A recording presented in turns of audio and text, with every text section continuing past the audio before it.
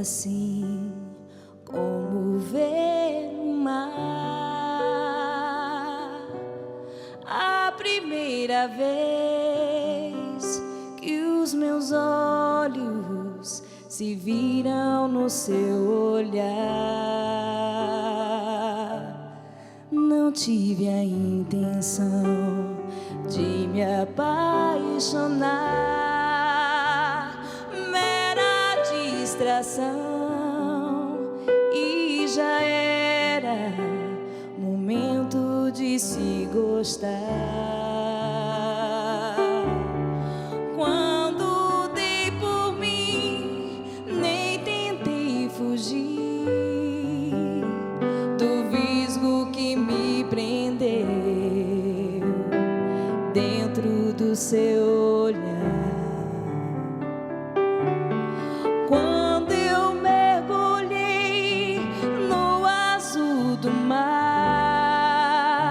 sabia que era amor e vinha pra ficar. Daria pra pintar todo azul do céu, dava pra encher o universo da vida que eu quis pra mim. Tudo que eu quis foi me confessar, escravo do teu amor, livre para amar. Quando eu mergulhei fundo neste mar, fui dono do azul do mar, de todo azul do mar. Foi assim como ver o mar. Foi a primeira vez que eu vi o mar. Daria pra beber todo azul do mar.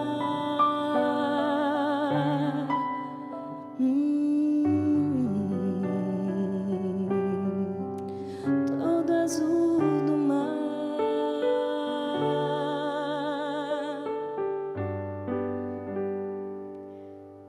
Olá, sou Adriana Poteschi, estamos no Psicologia e Arte, hoje com o tema sexualidade. Estamos aqui com Janaíne Pavani, nossa pianista, hoje com essa voz belíssima. Cláudia, obrigada por esse encanto de voz. Estamos também com o professor de grego antigo da Universidade Federal do Paraná, Bernardo Brandão, bem-vindo, prazer em conhecê-lo. E com a presença ilustríssima de Padre Adalto. Agora vocês podem estar perguntando por que um padre estaria aqui hoje falando sobre sexualidade. Talvez devêssemos ter convidado um médico ou um psicólogo para estar comigo, mas eu preciso pegar um gancho dessa música, e o saudoso Padre Léo, em seu livro Sede Fecundos, fala que nós, homens, mulheres, somos os únicos animais capazes de fazer amor olhando nos olhos. Também ele, em seus retiros para casais, abordando esse tema sexualidade, dizia: nós padres, para celebrarmos o sacramento da Eucaristia, usamos rendas, no altar, flores, velas. Esposas, usem rendas para seu marido, porque se trata de um momento sagrado. Você, esposa, usa rendas para seu marido? Você, marido, leva flores para o momento de amor? Então, sobre tudo isso que estaremos falando hoje, como diria o nosso querido Padre Fábio de Mello, tirem as sandálias, porque fazer amor é território santo. Te espero, vamos para um breve intervalo, voltamos já.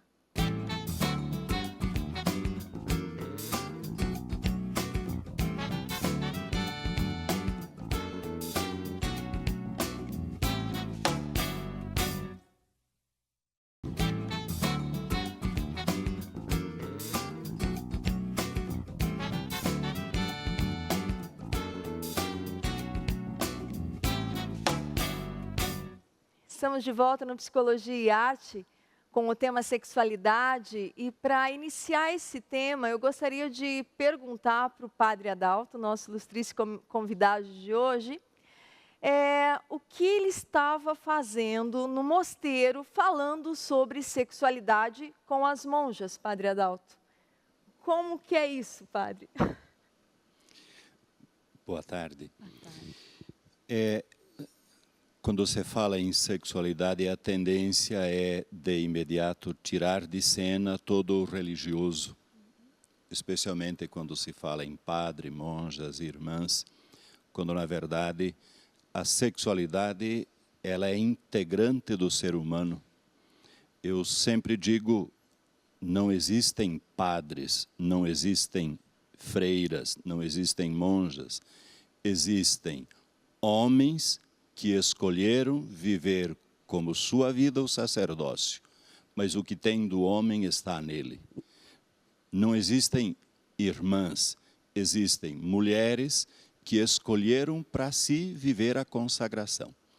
Portanto, todo o dinamismo, toda a sexualidade, toda a vitalidade e toda a energia da sexualidade está presente. E nós tratamos deste assunto também entre nós, porque somos pessoas, gente, e precisamos lidar com esta realidade que também nós sentimos na nossa humanidade. Uma vez eu escutei de algum sacerdote que dizia em sua formação que uma freira ou um padre que não tem a sua sexualidade bem resolvida, nada mais é do que um cabide com hábito em cima. E é mais ou menos nesse âmbito, a sexualidade abarca o quê? Essa dimensão de alma divina, como dar conta dessa sexualidade? Eu digo mais, eu não digo que é um cabide, mas é uma ausência de vida. Não dá para conceber um padre ou uma freira que não lide com a sua sexualidade. Para mim, a irmã que não lida com a sua sexualidade também não serve para ser irmã. O padre que se sente assexuado não serve para ser padre. A igreja não precisa de homens e mulheres estéreis, precisa de homens e mulheres fecundos, férteis, mas que coloquem toda esta energia, toda essa força, essa vitalidade a serviço do seu ministério. Então a sexualidade também é uma força. Sim, sim, uma força vital para todo ser humano. Tá. Bernardo, como você vê a questão da sexualidade dentro do âmbito da filosofia, enfim, como você abordaria isso?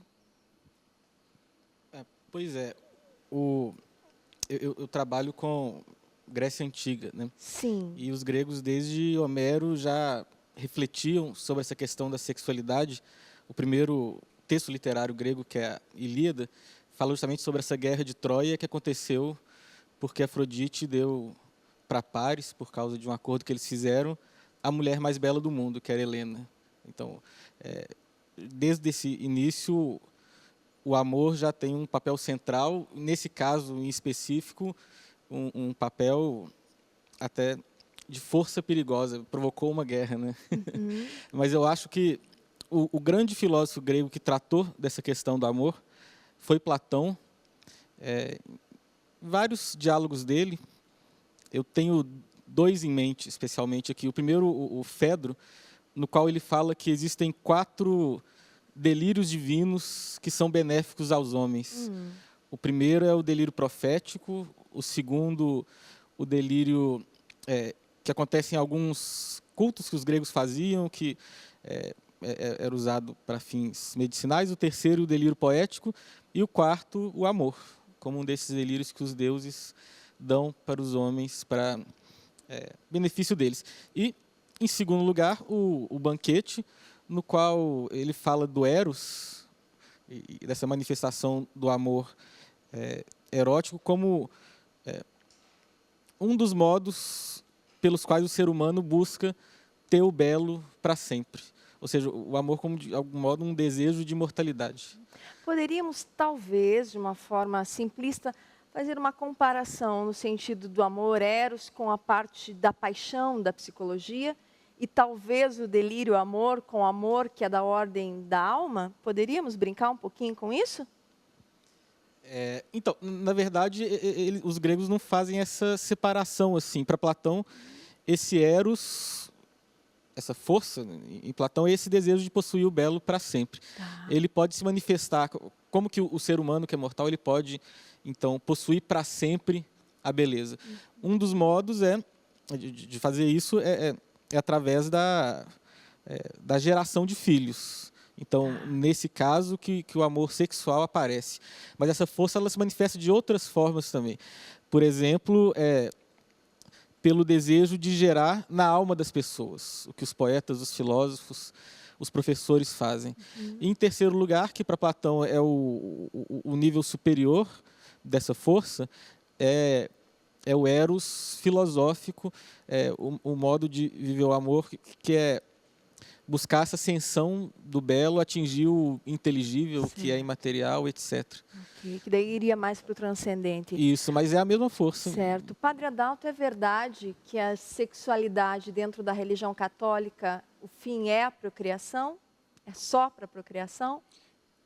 Adriana, veja, há uma distinção entre genitalidade e sexualidade. Perfeito. E eu distinguiria ainda mais entre sexualidade e amor. Amor passa para uma outra esfera que não está atrelado à genitalidade. Quando nós falamos a igreja proíbe isso, proíbe aquilo, a igreja está falando sobre o uso da genitalidade. Eu não vou entrar no mérito da questão se é ou deixa de ser, porque acho que polêmicas já existem que chega e tal. Me parece que seria importante nós entendermos que a genitalidade, ela tem uma finalidade em si, que é gerar prazer. E dentro dos princípios cristãos, ela é usada para a procriação. Mas quando nós reduzimos sexualidade à genitalidade, nós estamos simplificando demais. Porque a sexualidade é muito mais do que só a genitalidade. A minha sexualidade, ela transparece em todo o meu ser, no meu agir, no meu pensar.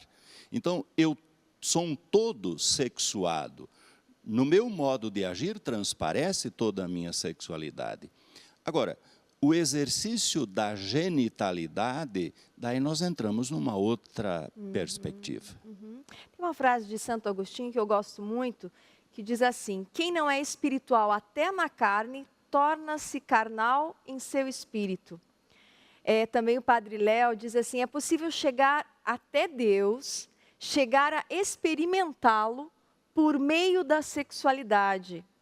E uma outra frase de Raimundo Scotto, que é um médico italiano, diz assim: não seríamos capazes nem mesmo de amar a Deus se não fôssemos pessoas sexuadas.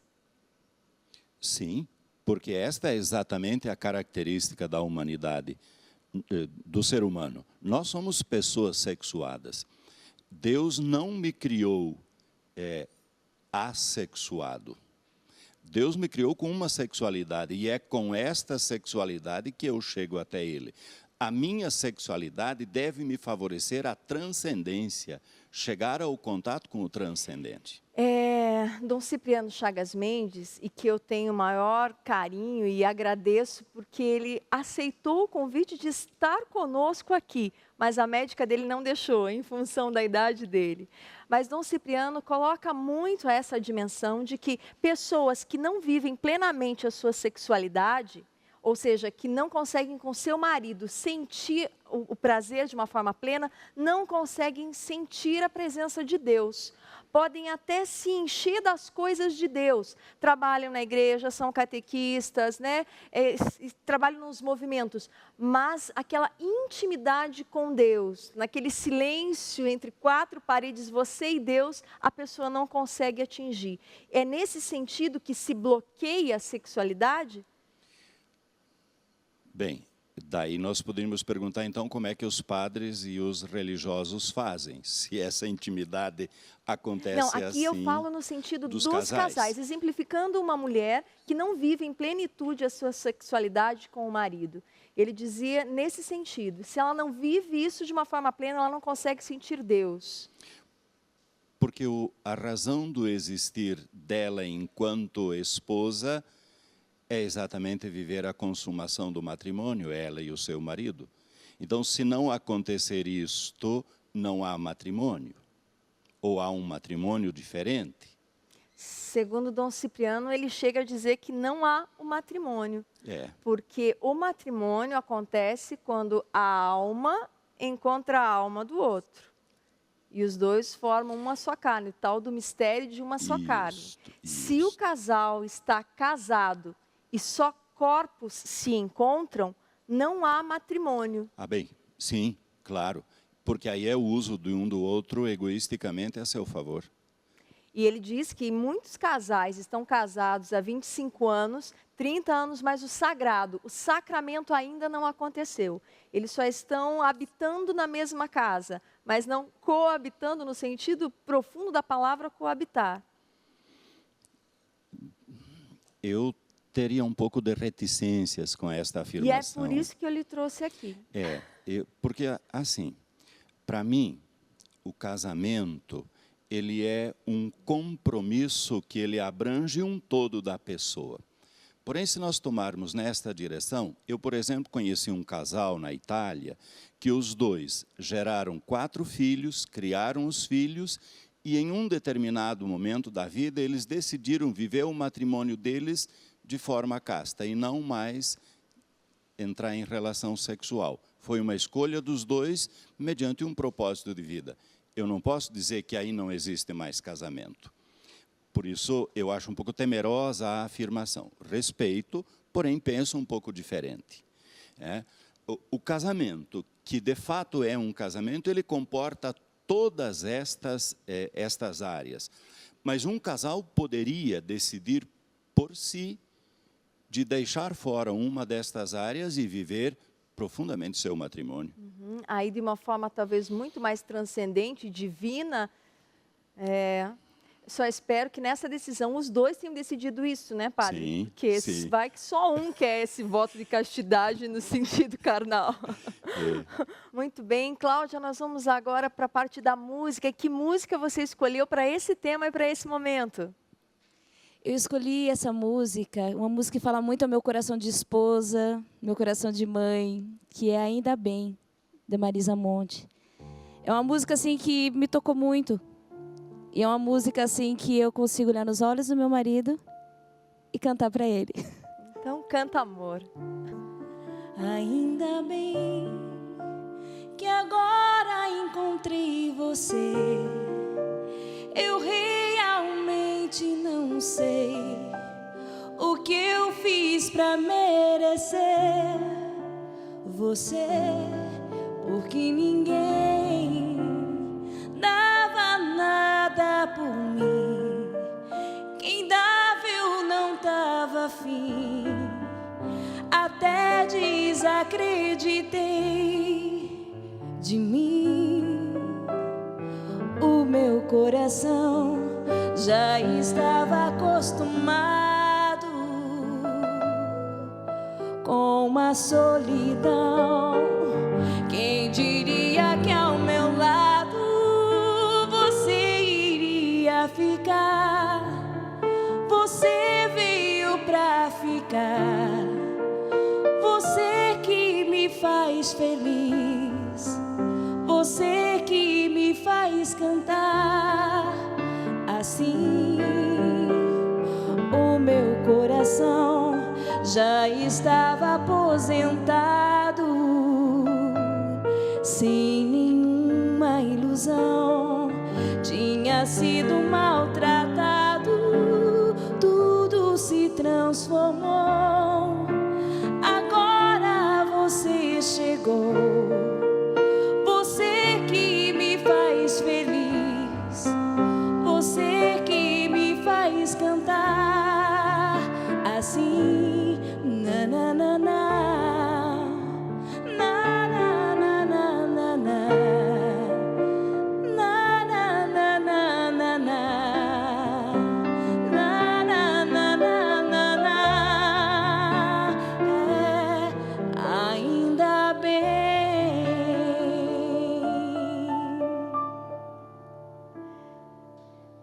Beija-me com o beijo de tua boca, assim inicia o livro Cântico dos Cânticos. Deus ensina o casal a fazer amor. Vamos para um breve intervalo, voltamos já.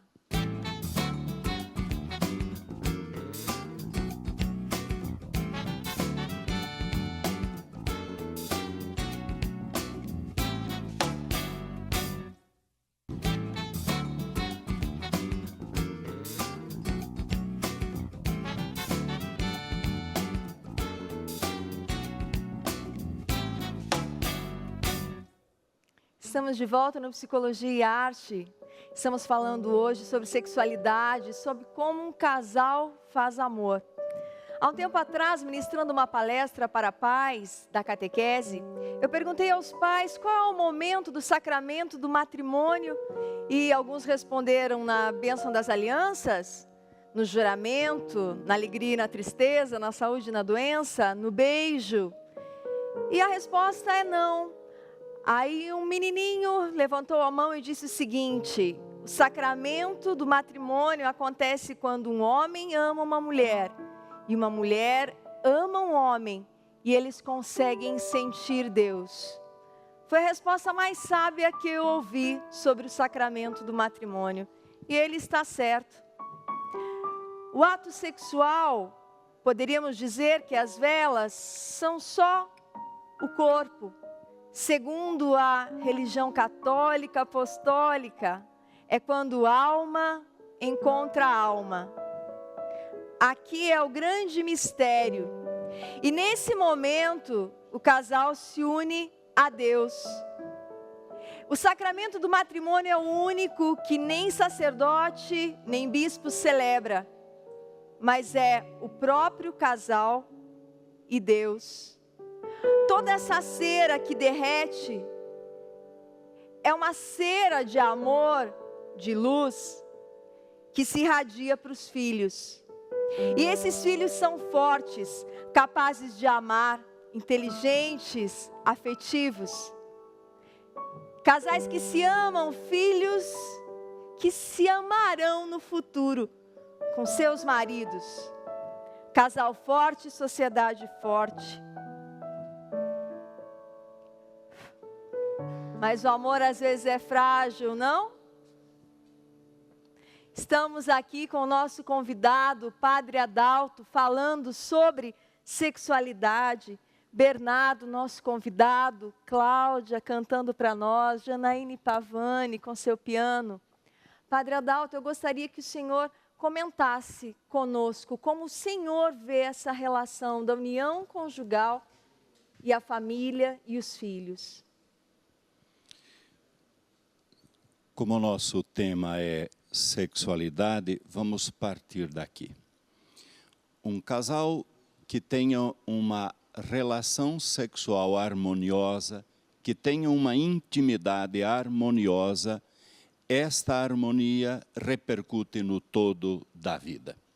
E, por consequência, vai repercutir no relacionamento familiar.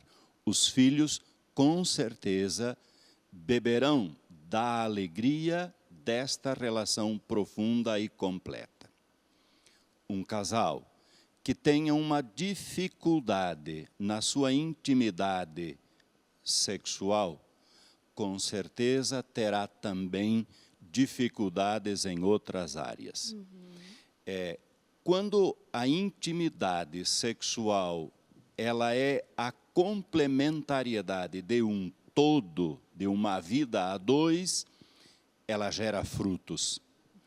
Mas quando a intimidade ela é apenas a busca da satisfação corporal de um e de outro, não há uma repercussão e os filhos não sentirão o resultado disso. E onde o senhor vê que problemas os casais apresentam, o que as mulheres falam, até nos confessionários, como o senhor percebe essa dificuldade? Exatamente, eu acho que o grande problema dos casais não está na genitalidade. Porque nos iludimos achando que as questões se resolvem se nós resolvermos a sexualidade. Exatamente. Se nós resolvermos em outros âmbitos, repercutirá também na sexualidade e então nós teremos um todo. A queixa é sempre a falta de ternura, a falta de respeito, a falta de cuidado, a falta de carinho, a falta de atenção, que evidentemente é o resultado da não sexualidade. Não? Então, uma genitalidade exercida neste contexto, ela não pode gerar vida. Ela satisfaz, é um prazer, mas o prazer que se esvai em poucos instantes. Isso. Bernardo, você poderia colocar para nós algum exemplo dentro da literatura a respeito dessa dinâmica da sexualidade? A literatura grega ela tem vários exemplos desse poder do Eros em ação. Como eu falei, alguns deles mostrando o Eros como uma força arrebatadora e perigosa. Por exemplo, na Ilíada.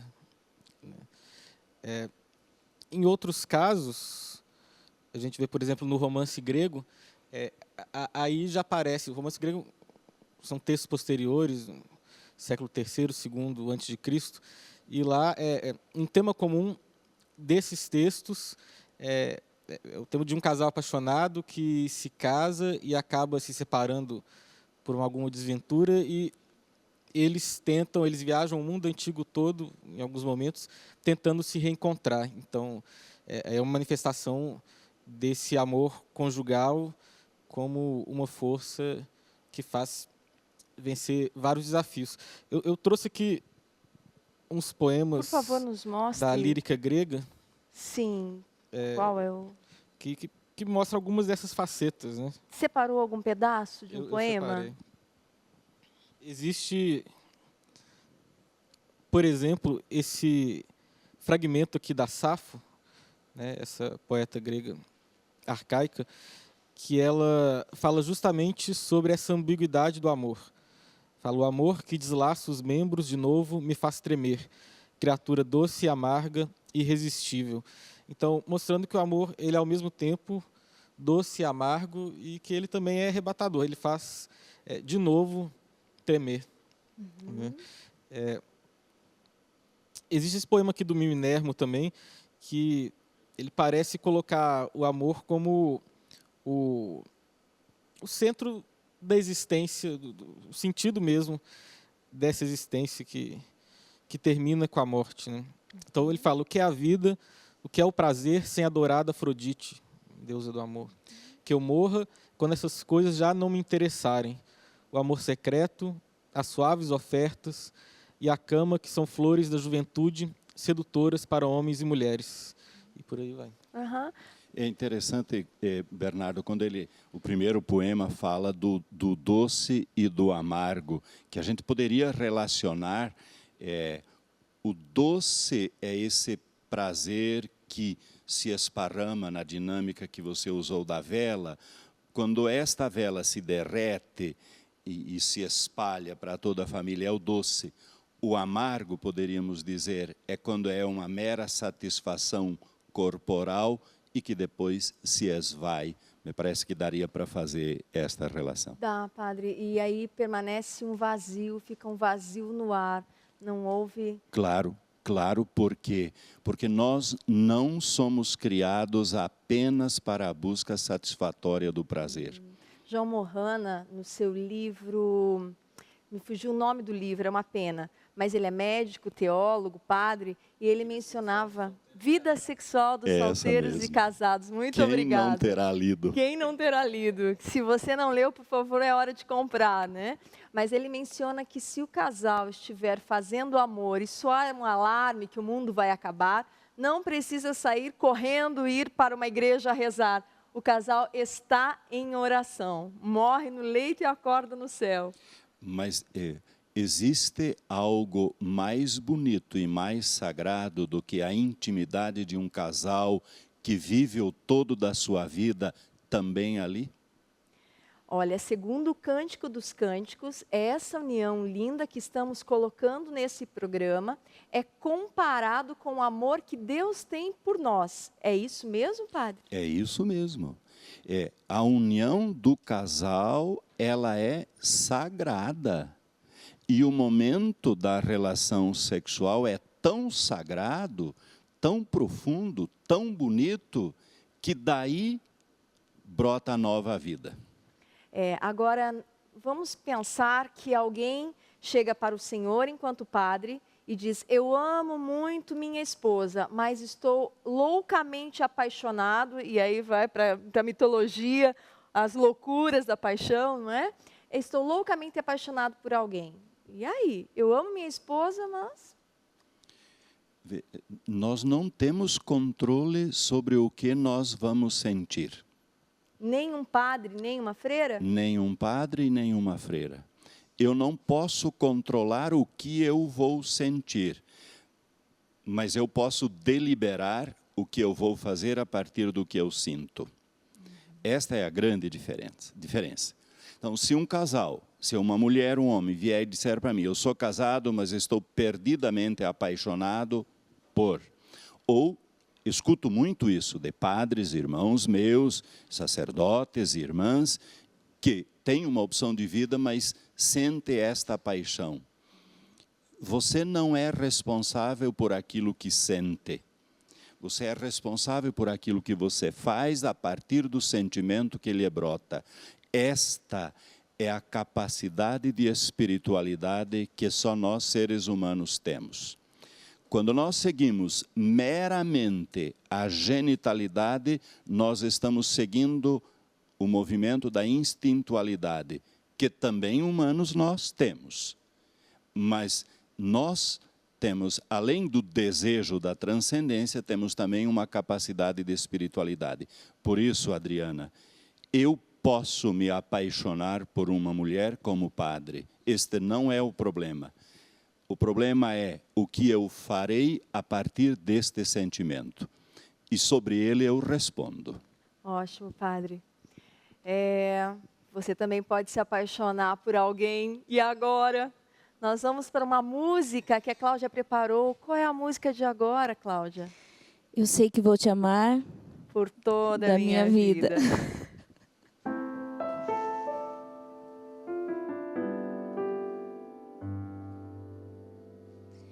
Eu sei que vou te amar por toda a minha vida. Eu vou te amar a cada despedida. Eu vou te amar desesperadamente.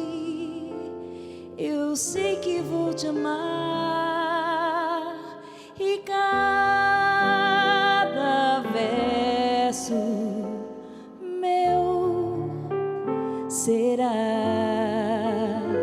pra te dizer que eu sei que vou te amar por toda a minha vida.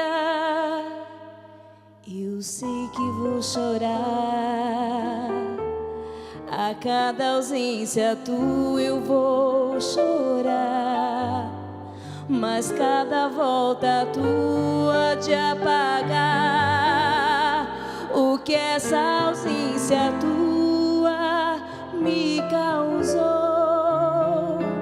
Eu sei que vou sofrer a eterna desventura de viver, a espera de viver ao lado teu por toda a minha vida.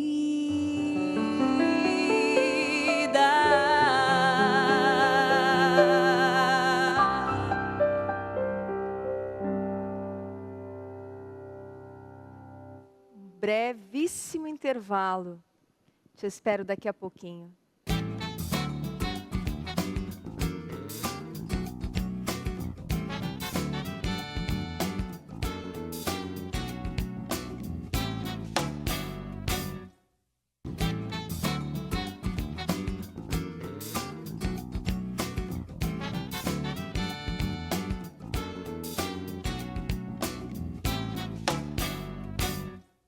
Eu, Adriana Poteschi, estou hoje com o Padre Adalto, o Bernardo, Janaíne Pavani e a Cláudia cantando conosco. E a Cláudia, no intervalo, fez uma pergunta. Então, Cláudia, por favor, nos coloque ela.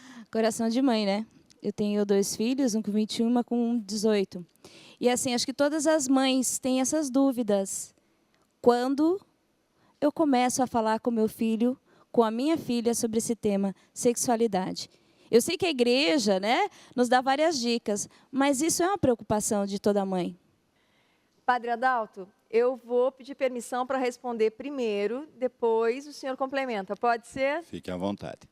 Segundo algumas pesquisas, nós devemos iniciar a ensinar a sexualidade para os nossos filhos desde o momento da concepção. Pesquisas dizem que a primeira lembrança que a gente tem armazenada no inconsciente é o momento de concepção dos nossos pais. Se essas pesquisas estiverem certas, se o casal fizer amor verdadeiramente, aí deu o primeiro pontapé de uma vida sexual linda dos seus filhos.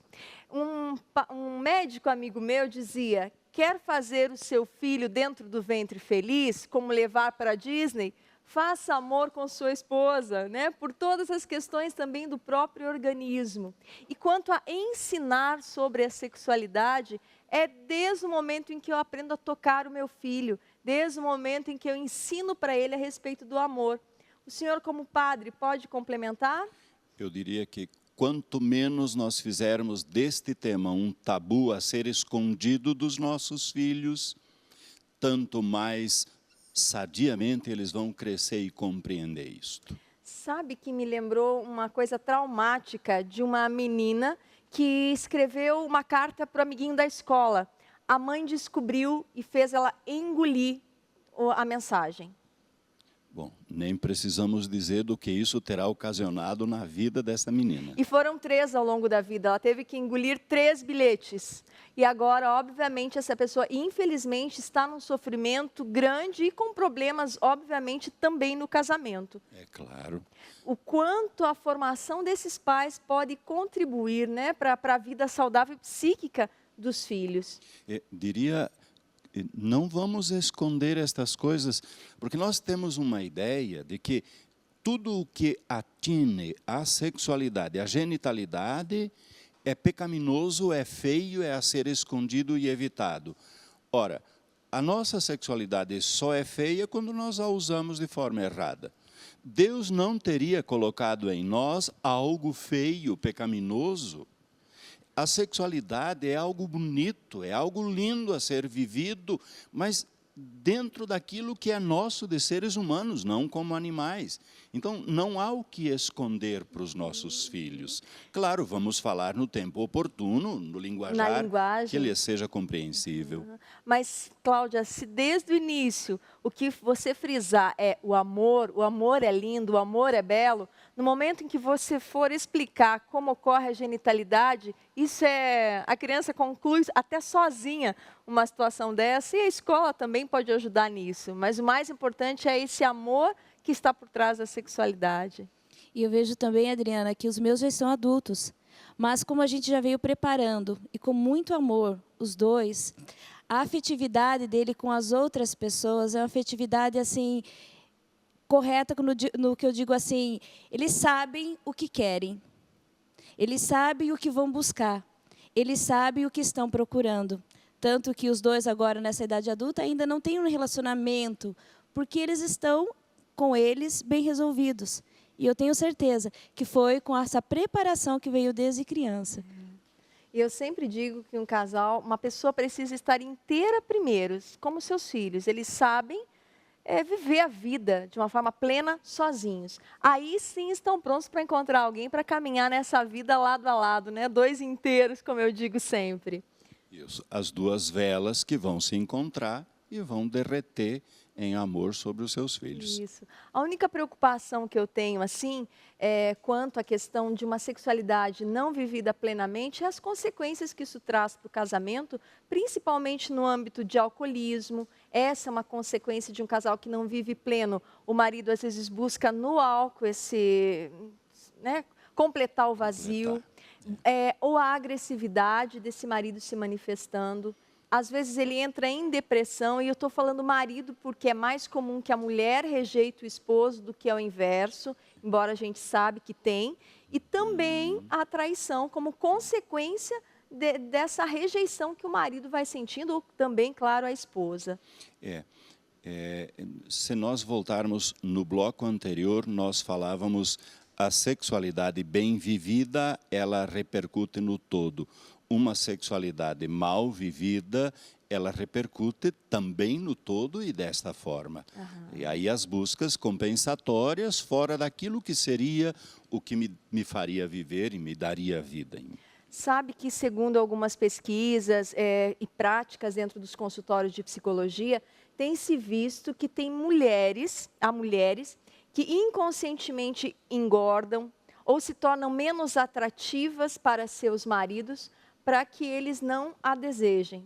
O pior é que esse marido ama tanto essa mulher que mesmo ela gorda, ele continua querendo ela, né? Que bom, porque ele não está focado só no físico dela, né? Mas há mais. E eu costumo dizer que quando o homem ama uma mulher, ele a deseja assim, que bom que seu marido a deseja, de corpo e alma.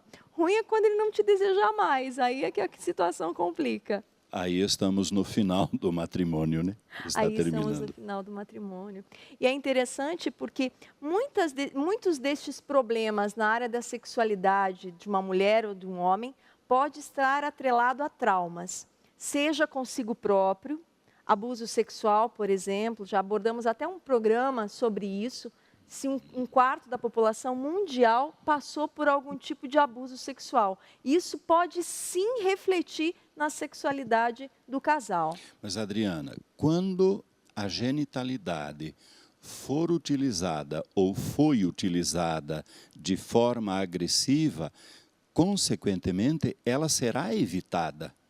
Porque aquilo, ou naquele aspecto em que eu fui agredido, especialmente quando criança, vai se tornar depois um ponto de rejeição.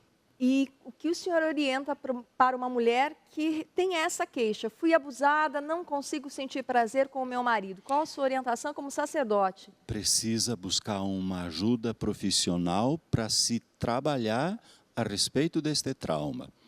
Você já não é mais aquela criança que foi abusada. Você é uma mulher adulta, você é capaz e pode dizer, estou num outro momento da vida e o que vai acontecer é diferente. Mas precisa de uma ajuda.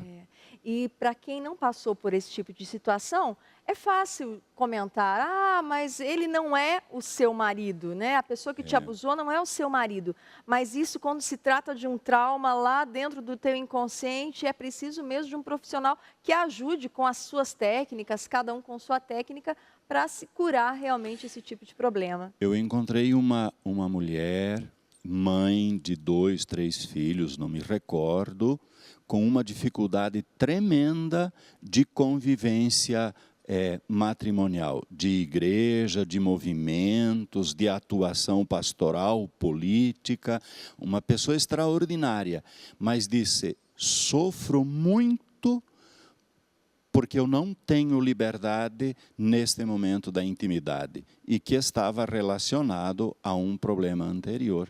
Inclusive, não necessariamente, padre, apenas abuso, né, Bernardo? A gente vê, inclusive, pessoas que se espelham num relacionamento negativo de seus pais, onde, por exemplo, o pai traía a mãe. Então, essa filha toma as dores da mãe e coloca na sua cabeça que todo homem trai, todo homem é mau, amar é ruim, e acabam rejeitando também os seus maridos em função dessa mentira que se cria dentro do seu inconsciente. Mas também, Adriana, não só experiências traumáticas neste sentido, mas muito mais, ou quem sabe tanto quanto, aquela ideia de que sexo é pecado, é coisa feia e tem que evitar.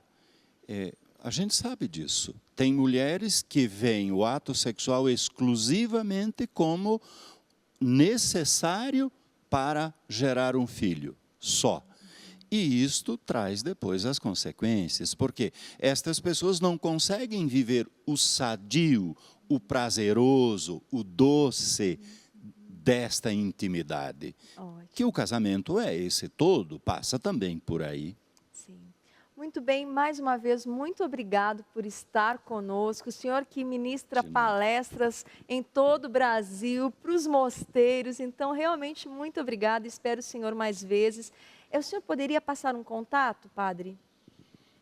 Se houver interesse, quem sabe melhor através do contato do nosso Instituto IATES, 3332-7947. E aí a nossa secretária dá os encaminhamentos. Muito bem. Professor Bernardo, muito obrigado por ter estado conosco, contribuído com a literatura, com a arte.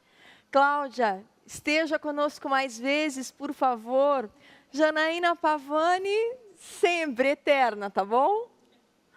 Agradecemos a você por ter estado conosco. Lembrem, hoje vocês precisam, como lição de casa, fazer amor com seu marido e com sua esposa. Porque nesse gesto, se for verdadeiramente amor, Deus estará presente. Qualquer coisa que vocês possam contribuir com esse programa, www.psicologadriana.com. Te espero semana que vem.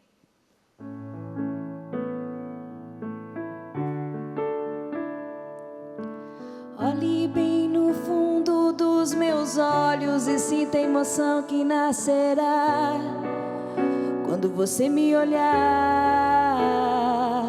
O universo conspira a nosso favor e a consequência do destino é o amor. Para sempre vou te amar, mas talvez você não entenda essa coisa de fazer o mundo acreditar que o meu amor não será passageiro. Te amarei de janeiro a janeiro até o mundo acabar. Até o mundo acabar. Até o mundo acabar. Mas talvez você não entenda essa coisa de fazer o mundo acreditar que o meu amor não será passageiro. Te amarei de janeiro a janeiro até o mundo acabar. Até o mundo acabar. Até o mundo acabar. Até o mundo acabar.